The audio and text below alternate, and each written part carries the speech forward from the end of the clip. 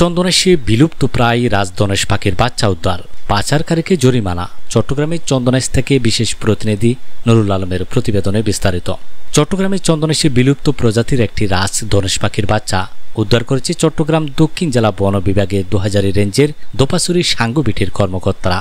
এ ঘটনায় মোহাম্মদ ইমরান নামে এক পাচারকারীকে আটক করে উপজেলা প্রশাসনের ভ্রাম্যমাণ আদালতের মাধ্যমে ৫,০০০ টাকা জরিমানা করা হয়েছে। সোমবার ৫ মে সকালে গোপন সংবাদের ভিত্তিতে ২০০০ রেঞ্জের দোপাচুরি সাঙ্গুবিটের ফরেস্টার সুদত্ত চাকমার নেতৃত্বে ১০ নং দোপাচুরি ইউনিয়নের ৩ নং ওয়ার্ড মংলার মুখ এলাকায় নাসির উদ্দিনের ছেলে মোহাম্মদ ইমরান এর বাড়িতে অভিযান পরিচালনা করে বিলুপ্ত প্রজাতির একটি রাজধনেশ পাখির বাচ্চা উদ্ধার করা হয় এবং তাকে আটক করে উপজেলা প্রশাসনের ভ্রাম্যমাণ আদালতে সোপর্দ করা হয়। পাচারকারী বিক্রি ও পাচারের উদ্দেশ্যে তার বাড়িতে রেখে বলে স্বীকার করেন বলে জানা যায়। পরে উপজেলা প্রশাসনের নির্বাহী ম্যাজিস্ট্রেট ও উপজেলা সহকারী কমিশনার ভূমি ডিপ্লোমেসি চাকমা জানান, গোপন সংবাদের ভিত্তিতে এক পাচারকারীকে একটি রাজধনেশ পাখির বাচ্চা সহ আটক করা হয়। ভ্রাম্যমাণ আদালত পরিচালনা করে বন্য প্রাণী সংরক্ষণ আইন ২০১২-এর ৩৪ ধারায় তাকে ৫,০০০ টাকা জরিমানা করা হয়।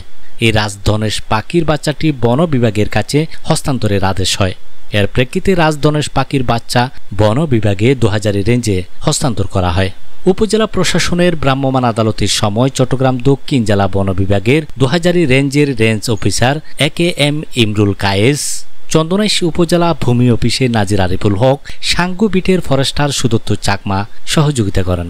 রাজধনেশ পাখির বাচ্চাটি রাঙ্গুনিয়া ইকো পার্কে হস্তান্তর করা হয় বলে জানান সাঙ্গুবিটের ফরেস্টার সুদত্ত চাকমা।